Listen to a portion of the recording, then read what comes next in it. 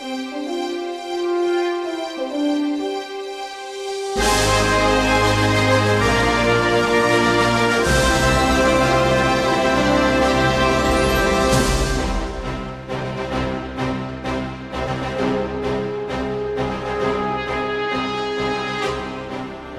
there, and welcome to The Time Machine with Trish and Mike. I'm Mike. And I'm Trish. And we're glad that you have taken a break from watching the Olympics to join us for another exciting episode of The Time Machine. I know, isn't it weird to think that the Olympics are already back? I know, it feels like we just had them like 7 or 8 months ago. Oh, wait, that's because we did. I know, I had a student be like, but isn't it for another 4 more years? I'm like, no, remember what happened? The timey-wiminess got all mixed up. Yes. I mean, to be fair, though, the gap between the Summer Olympics and the Winter Olympics is shorter. Mm-hmm. And it was a whole year shorter, obviously, because the 2020 games got delayed to 2021. But even in a normal cycle, you go from, August to February. Mm-hmm. It's only a year and a half later. Yeah. Whereas when you go from winter to summer, it's almost 2.5 years. Yeah. We're rounding a bit when I say that, but you get the general sense. But yeah, so we will spare any discussion of said Olympics because we do not want to potentially spoil anything. Although that's right. Although I do love Winter Olympics. What was weird for me was typically you do have some events that begin to take place before the Olympics. Like you gotta have those qualifying and stuff, rounds or something. But it was really weird though Thursday last week we actually had figure skating start before the official opening ceremonies. That to me was kind of weird. But I get because often hockey will too, because it can take so long to get through the round robin. Right, and same with soccer and stuff. But or football, as our friends in Europe say. We have listeners in Europe, right? I think we do. Yep. Mm-hmm. So somebody in the Netherlands listens to us, and we thank you for listening. Send us a message. We'd love to hear from you as you sit. What is your sport you are most looking forward to? Yes, as you the nice thing about the Olympics is you can sit down, relax, come home from work, come home from school, relax in your lazy boy, and watch the Olympics. And we can thank Ed Shoemaker because on February 10th, 1928, he invented the lazy boy reclining chair. Thank God he did. Thank God he decided not to listen to his parents because he was a Michigan farm boy and his parents thought he was just going to take over the farm. And he said, no. Moral of the story, don't listen to your parents, kids. Thanks for joining us. Follow us for more parenting advice. He ended up just joining a cousin and designing furniture and I don't know, he's a self-taught engineer because you don't realize the amount of parts and components that go into a lazy boy chair. Oh no. I mean, you've got to have, the structural support of the chair, then you've got to have the arm and the locking mechanisms for the feet, and then does the back part of the chair go, and then does the whole thing rock? I mean, there's a lot of engineering that goes into that. It's not like a simple stool that a beginning woodworker could probably build once you learn a little bit of joineries and that sort of stuff. I mean, you have functioning moving parts in this thing. Well, because it was the first one that could recline without the legs going up. And it also had lumbar support, which other chairs would end up with a gap in your low back. Right. And we're talking 1928. Again, this seems like something, if you randomly said, hey, Mike, when do you think the lazy boy would be invented? I would probably have guessed 50s or 60s. Yeah, I would have guessed post World War II. Yeah, like I'm picturing, dad coming home from work, reading the newspaper, watching TV with your TV dinners, and that felt right to me. I would have not guessed 1928. No. And Shoemaker would actually go on to live to be 90 years old, and he finally passed away March 19th, 1998. So he lived a very long life. Yes, he did. And most of it was spent relaxing. Well, so clearly there's a connection, right? Right. Well, And how long do you think your lazy boy will last? Speaking of longevity. I don't know, but you know what just occurred to me? We'll cycle back to that in a second. He invented the lazy boy when he was 20. Oh, he was already thinking ahead. When I'm going to be an old man, I'm going to relax. Yeah, because if he died in 98 and he invented it in 28. Yep. And he was 90 when he died. You with your snappy math. Well, but that just adds. So impressive. Well, thank you. But that adds to the ingenuity of him. Right. Yeah. Like what 20-year-old is designing a chair. I wasn't. Yeah. I don't know about you, but I wasn't. I definitely wasn't making any design plans at 20. Nope. No, not so much. No. How long they last? I would hope, because everyone talks about the brand, right? Like, oh, you need a lazy boy, right? Yeah. So it's like, is it worth the money? I would hope you get at least like, well, what do you get out of furniture? Well, I guess it depends where you get the furniture. Depends if you have kids and they destroy your furniture. Destroy it, right? Or then do you get something that's really dated and goes out of fashion? Like if you get some ugly green thing, like, okay, this isn't going to be cool in 5 years. I don't know, 10 years maybe. So they do say on average, they buy a new one every 7 to 10 years, but with proper care, and you can get parts from Lazy Boy, it can last 20 years. Okay. So I mean, that's like a pretty good deal. Yeah. And like with anything, it depends how much you use it, of course. Mm-hmm. You know, it's like if you have a car sitting around that you don't drive, well, it's going to last longer because as long as it's getting, maintained, That's right. Yeah. Okay. Yep. So that's the real moral. Take care of your stuff. Well, and you should do that. And I know we make things disposable now and people don't really, keep up with maintenance. It's like TVs. You used to could take a TV to get repaired. Well, nowadays, not anymore. You just buy a new TV. Mm-hmm. That's true. Which is good if you're sitting in your lazy boy.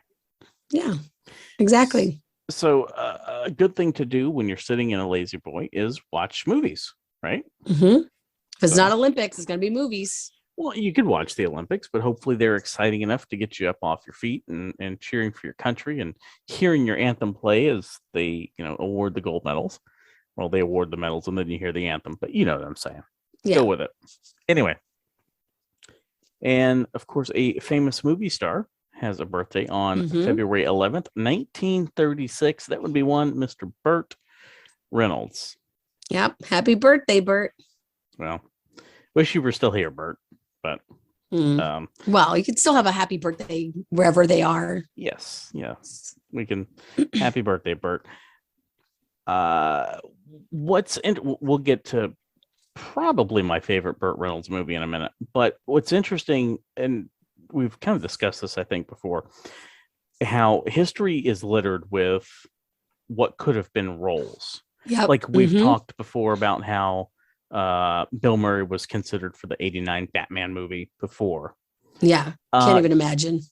Yeah, could you imagine Burt Reynolds as Han Solo? No, in Star Wars. Nope. Doesn't fit. Doesn't compute. No, like his career is full of it. Like Edward Lewis and Pretty Woman. Okay, I could probably kind of more so than Han Solo. He has that like suavity that he could have pulled that role off. Suavity, I like that. Yeah, I'm just gonna throw that out there, right? But no, he doesn't have the bravado for Han Solo, or like, I don't know. That's not for him, that role. He was also up for John McClane in Die Hard. Yeah, that just would not have worked. He said, though, I don't regret turning down anything that Bruce Willis has done. He was quoted as saying. Well, that's good. So did you know, and I bet you probably didn't actually know this, so I'm kind of putting you on the spot here. Okay. Did you know that Burt Reynolds played college football at Florida State? I did, because there's a photo of him kneeling in his uniform, and he's got the helmet. Yeah, okay. I've seen that photo around. So he played football at Florida State. Now, of course, I'm a Florida Gator fan, so that's like their rival. So my favorite Burt Reynolds movie is Smokey and the Bandit, and that's legitimately like one of my top 5 favorite movies ever. If you've never seen it and you want to just absolutely pee yourself laughing, you need to watch this movie. So the basic premise of the movie, for those who haven't seen it, is Burt Reynolds is a truck driver, and they get hired to go bring 400 cases of Coors beer from Texas to Georgia. And at the time, you couldn't take Coors beer east of the Mississippi. It was bootlegging. Okay, so this whole movie is full of a bunch of illegal stuff, but that's not the point. It's a good movie. Just go with it.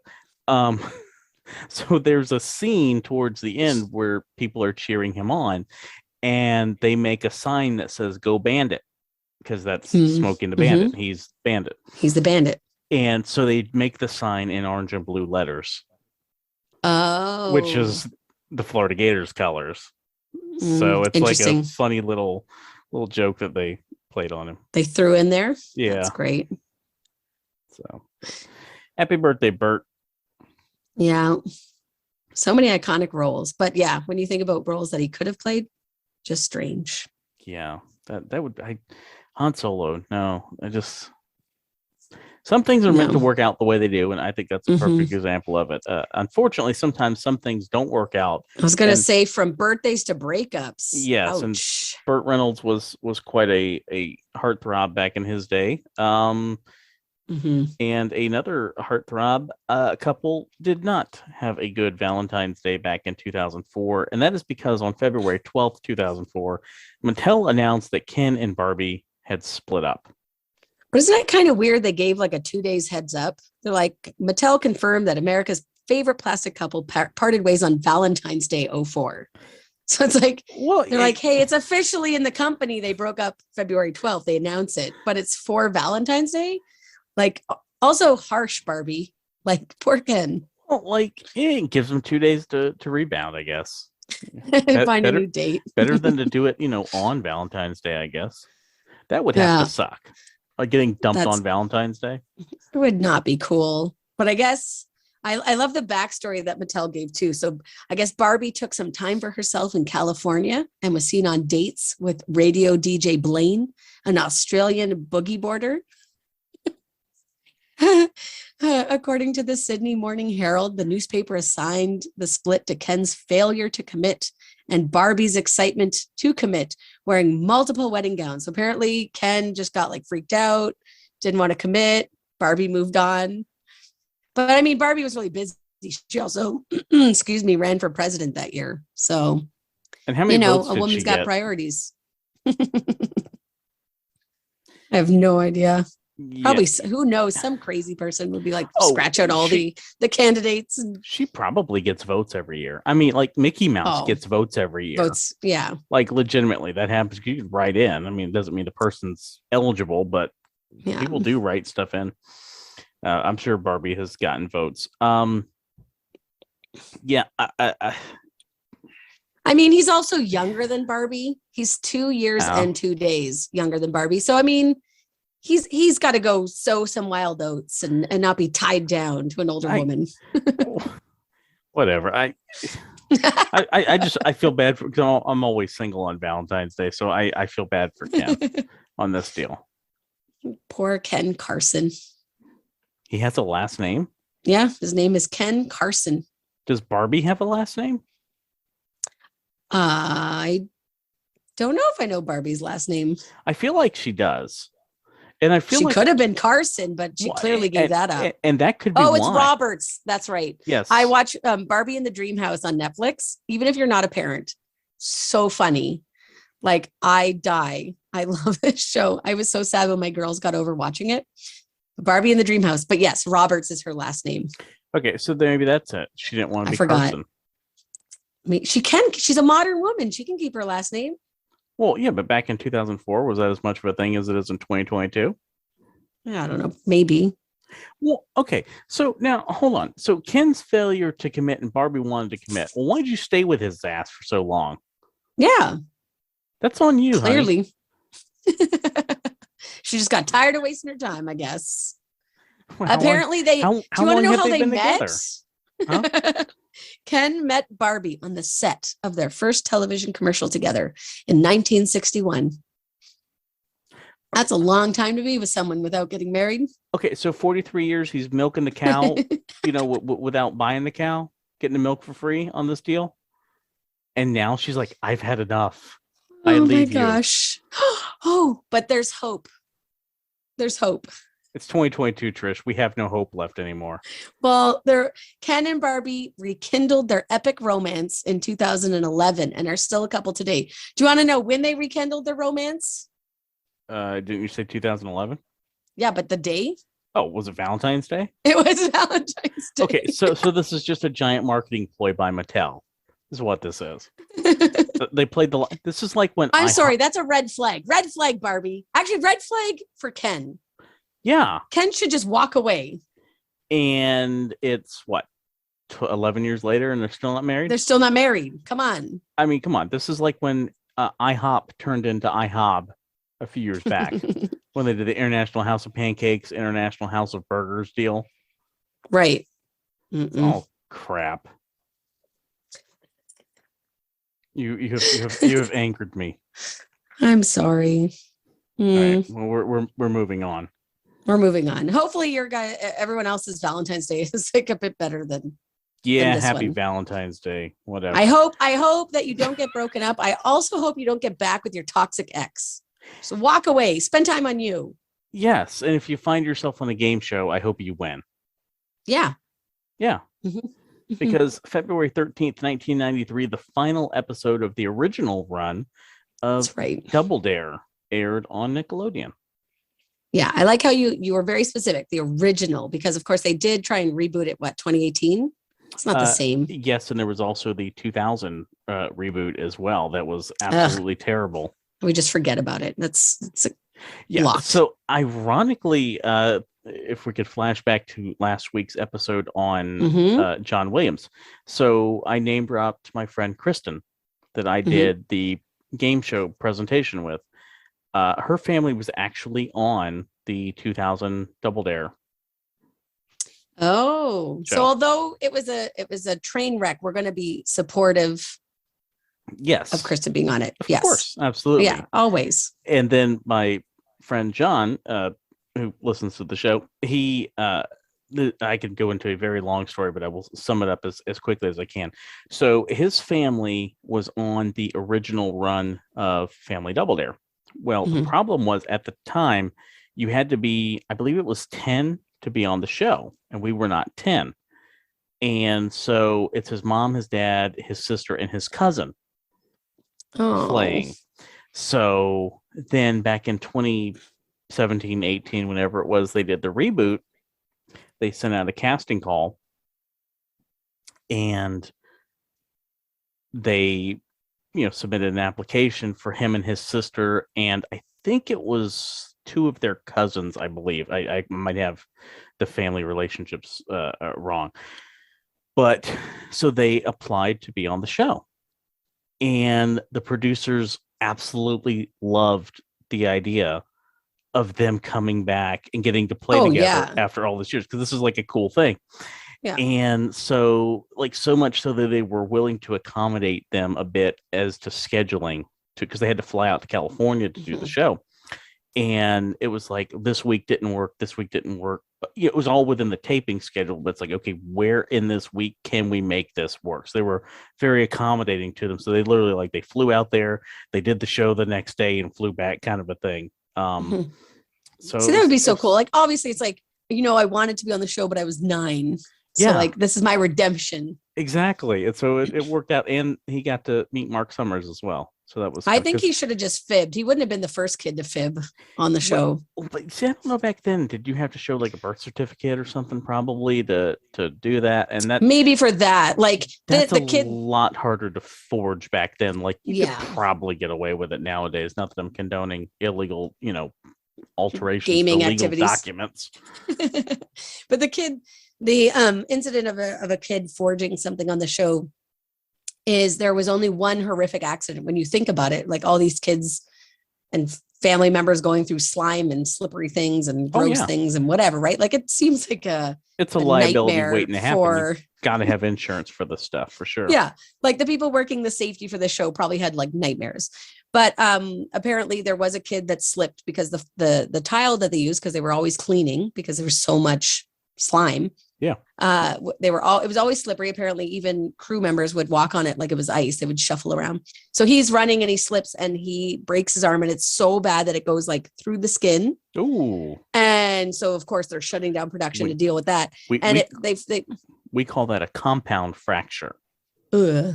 I call that gross. And they found out afterwards that he had kind of fibbed about his overall health and that he had a condition that made brittle bones.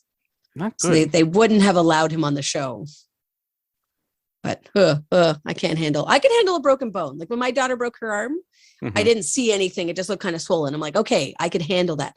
When my youngest daughter slashed her eyebrow on a glass table, lost it, like called my dad in Nova Scotia, like he's going to be able to do anything from Alberta for me. Right. He's like, why are you calling me? Go to the hospital. I'm like, right. The hospital. No, can't handle that. I also couldn't handle all the slime and like disgustingness of the show. What's so interesting is, and I'm not going to get into all the details because I don't remember them off the top of my head, but I'm sure you could find an interview of him speaking about it. But, Mark Summers has a very well-known issues with OCD and cleanliness and stuff. And it's just amazing that he did a show that was so messy and just everything. And I'm sure if you throw in YouTube, you'll find interviews of him talking about it. But just the things that they use. So apparently they would use about 1,000 towels per taping just to erase any sign of the slime.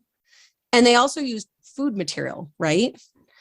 So a typical taping of the show in 1987 is where these numbers came from.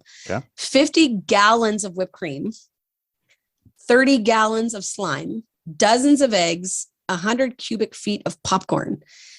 And not only did they use that much food stuff, they also used as much past dated canned materials so that they weren't wasting food. It was already food that had gone bad. Yeah. So we're not wasting anything. Yeah. Gross. Well, the one thing that was ingenious about the show, it really was a well-oiled machine. If you think about the logistics involved in moving all these different physical challenges and everything on and off the stage, and to clean it up even, because there's a grate on the front of the stage where they would just dump it and it would drain out. But like they had their own private sewer system just for the show. Yeah, because you've got to get the stuff off the stage quickly, and that's one of the easiest ways to do it. But even there are as they're doing the questions back and forth, sometimes you have crew members cleaning off parts of the stage and everything, because you don't have time to mop and dry and all that. It's like there's spilled slime, you just got to sweep it off and go towel up whatever you can and keep on going. On the show. Yeah. No, just like not a show for me. Yeah, well, I would love to do it if I ever got the chance. If they reboot I will cheer you on. If they reboot it again, I would love. Well, I don't have like a family double dare. I don't have family to play with. I don't have kids or a wife, or I can host the show. How about that? You would make an excellent host. No, I still think you need to play though. It could just be double dare with friends. It doesn't have to be family. So family is who you choose, my friend. What is this? Fast and the Furious all of a sudden? No, actually, I had a tape when I was a kid it was like some behind the scenes double dare tape thing. And they, Mark and Harvey, the original announcer, they actually run the obstacle course at one point on the tape for fun. Yeah.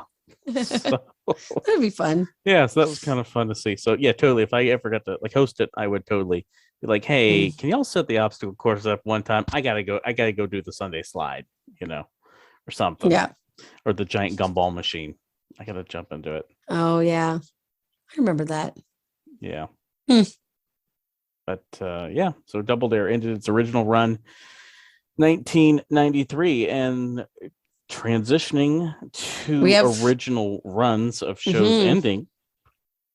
On February 14th, there was no love at the Fox TV network because the final episode of Family Guy aired on Fox on February 14th, 2002. Kind of crazy to believe that the first original run, it was 3 seasons, right? And then it got canceled? Yes, something like that. Because I think, didn't Family Guy premiere after the Super Bowl in 99? Yeah, I think it we was talked the lead about out that program. Mm-hmm. Yeah. They did have, then they went into reruns on Cartoon Network and Adult Swim, and that drove up interest, which I think then 4 years later, 3 or 4 years later, they ended up bringing it back. Yeah. And it's still on the air. And it has 380 episodes as of January 9th, 2022. Would it be, I know it's not consecutive, but wouldn't it probably be the second longest running animated cartoon after The Simpsons? Yeah, it would have to be. It would have to be. Yeah. Yeah. Because there's none of the other shows are going that long. Yes. So it took a gap year. Yeah, it took a year off to find itself. Yes. So in fact, after Super Bowl 33, where the Broncos won their second Super Bowl in a row, beating the Atlanta Falcons, Fox had the pilot episode of The Family Guy, and that was followed by an episode of The Simpsons. Interesting. So yeah, I guess it did find love after all, but February 14th, 2002 was sad. Yes, it was. And so speaking of Super Bowl lead out programs, so this year's Super Bowl's, of course, this coming weekend. Mm-hmm. And we have the Olympics as the lead out program. So they're going to be showing Olympics. So because like NBC has been running for months promos about how, of course, I didn't really realize until just recently that was the lead out program for this year. But they've been running promos, just general NBC sports promos about how the two biggest, for the first time ever, the two biggest events in the world are happening at the same time. And that's true. There's so much hype too for the halftime show this year. Yes, with Dr. Dre and people are freaking out. Mary J. Blige and that'll be good. Snoop Dogg. I think Snoop Dogg. I mean, like it's a who's who of the whole rap scene. We'll have to watch and see. Hopefully there'll be no controversies. Janet Jackson's. Yes. Hopefully there's some really cool transitions, which ties into our next story. I remember, and I'm killing your transition, Trish. I'm sorry. We'll transition. The death of Trish's transitions this week. We'll transition back to your transitions because I was actually reading something a few weeks ago, back when there was maybe some discussion of the Super Bowl coming out of California because of COVID, that Dr. Dre has invested like $1 million or something in the production of the halftime show. So it should be amazing. Yeah, so it should be, because that's the thing. The artists are not paid for doing the halftime show. I believe we discussed that last year at one point. But something that did get paid and something that does transition quite well is this awkward handoff to Trish as I let her resume where she was 30 seconds ago before I interrupted her. Well, I was going to say this story includes a favorite transition, which is February 15th, 1950. Disney's Cinderella is going to be released in theaters. And it has Walt Disney's favorite piece of animation, which is where Cinderella transitions from pink to from the pink ratty dress to the light blue ball gown dress. So hopefully there'll be some magical transitions like that at the halftime show. There could be. You got to see. That is a really good scene in the movie. The movie actually ended up saving Disney. Walt Disney Pictures being over $4 million in debt by this point in time. The studio really needed to make something that was gonna, make a good return on their. I don't even know what I want to say. Good return for their bank. Yeah, for their investment. So putting together the best Disney animators with as little money as they had, Cinderella was a very big gamble. And of course, it was a very big payoff because it did. Yeah, I'd say it worked. What's kind of crazy that I didn't realize was they actually, so in order to save, you would think this would not save money, but in order to save money, they shot the entire movie in live action with like real actors. And then they used the film for the animators to copy the movements of the actors so that they would know exactly how to animate it. That actually does make a lot of sense. I mean, granted, film was not cheap back then to do, but you're not having to worry about getting exact lighting and exact costumes and everything. You can kind of, fudge some of that stuff because you just want to get the general movements down. So it was very bare bones. I have like an image that I'll post on the Instagram for this day, but yeah, very bare bones. And you're able to then see the mannerisms and the movements of the characters, and the animators could just like go full blown animating it as quickly as they could without double guessing anything, I guess. Yeah. And that makes sense because, otherwise you're having to try to do it from memory. What does it look like when a person walks? What do we do with this scene, that scene? Whereas if you have something that you can refer back to, it totally makes sense. Yeah. It just seems weird that you're paying an actor and paying the film crew and then paying the animators. You're like, how did this save money? Yeah, but it does. And it goes back to something we discussed last week about Walt Disney, where that visionary, that just next level thinking that he had of approach that he did for productions. Yeah. Thinking outside of the box is definitely key. And now look at Disney now, where they're at. All because, they took gambles like that. And one of their biggest gambles was back, I think back in, was it 2009, 8, 9, whatever it was, when they bought Marvel. Oh, yeah. I'd say that turned out pretty well for them. Yeah. People were really worried. I know a lot of people think, whatever Disney kind of touches in terms of non-traditional Disney merch. So like Star Wars and Marvel, people are always really iffy. They're like, but I think Disney's done pretty amazing. And we get to celebrate a Marvel actress's birthday on February 16th, 1989. It's, of course, Elizabeth Olsen's birthday. Yes, Elizabeth Olsen. Happy birthday, Elizabeth. I don't know where I was going with that. And unlike her sisters, she does not have to share a birthday with any of them. That's right. Because, of course, her sisters are Mary-Kate and Ashley, who we all know from Full House, among 8 billion direct-to-home video movies that they did back in the 90s. Back about twins. Yes. Well, it's kind of crazy, the popularity around her siblings, right? And she has more than just Mary-Kate and Ashley. Yeah. But they're the most famous ones, until I would argue her now, is that she almost changed her last name. So I guess during high school, she went by the name Elizabeth Chase so that people wouldn't associate her with the Olsen twins. I can get that. I can see where that becomes an issue. I can't imagine, though, Elizabeth Chase on like the movie posters. Although that does have a good name to it. Oh, it's a good name. It's just, I don't know. That's a Hollywood name. I could buy that. Is she all right? Now I realize as I'm saying this, because kind of like how we discussed before with other pop culture icons, but Mary-Kate and Ashley were a huge deal back in the early 90s. Yeah. Can you make the argument that Elizabeth is a bigger star? Currently, absolutely, because they're not in anything anymore. But when you take into the worldwide reach of Marvel and, Avengers and Scarlet Witch and WandaVision and the character, be, in future movies, is she the biggest star in the Olsen family? I mean, I would argue now, but and like overall, though, like you said, it's so far reaching. I mean, it's totally different, Olsen, eras. It's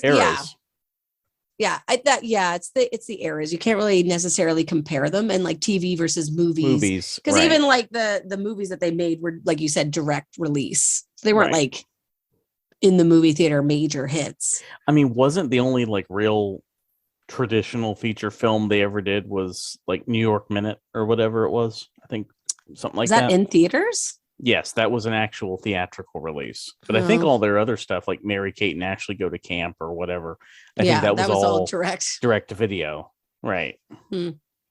Yeah, I would say she is. Is direct to video even a thing anymore? Well, now it's like direct to digital platform, right? Yeah. Like it's now directly on Netflix. That concept, though. But then do you put stuff that is on these streaming services in that same tier? I would. Because there was, right or wrong, direct to video always kind of had a lesser vibe to it. Mm-hmm. You know, it was like, oh, this guy's not a blockbuster actor, but you can get this movie in Blockbuster. Right. You know what I mean? Like, instead of Bruce Willis, you'd have, you know, it was like B listing. Yeah, right. Your B team's making the rounds. Instead of Bruce Willis, you'd have, you know, like Loose Trillis or something. You know what I mean? What's nice though is it doesn't seem like there's a lot of sibling rivalry, because in a sweet nod to their sister, Mary-Kate and Ashley Olsen actually named their fashion label after their siblings. So it's Elizabeth and James, which is about their older brother, who also goes by the name of Trent. I don't know why all these people are going by different names, but James/Trent is also a part of their fashion label. Which one dated Heath Ledger? Was it Mary-Kate or was it Ashley? Let's see a quick Google. Because one of them dated him, and I think had just broken up prior to his death. But wasn't he with he was with what's her name from Michelle Dawson's Williams. Creek? Yeah, Williams. Yeah, right, because they have a child they together. have a child together, but they had split up previously. Okay. Right. It was Mary-Kate who allegedly dated Heath Ledger right before his death. Yeah. Yeah. That would be weird. That would just be a weird situation. Yeah. No, it would be. But okay. They were casually dating for 3 months before he passed. Okay, so then they weren't. That wasn't really. Yeah, it was more like it sounds like they were hooking up. Right. They were, 3 months in. You're not really, you're not walking down an aisle typically. Yeah, they're enjoying one another's company. Yes. Well, good for them. Well, not so much anymore, but yeah. Good back then. Yeah. Okay, and good of you to join us this week for the Time Machine. So, Trish, do the thing. Do my thing, the magic. Okay. Yes. You can find us on Instagram under the Time Machine with Trish and Mike. You can send us an email at timemachinewithtrishandmike@gmail.com. You can leave us a message on Anchor, or you can pop our name into the old Google machine and find us on YouTube. Yes, do all that and come back next week for more magical, fun, mystical adventures on the Time Machine.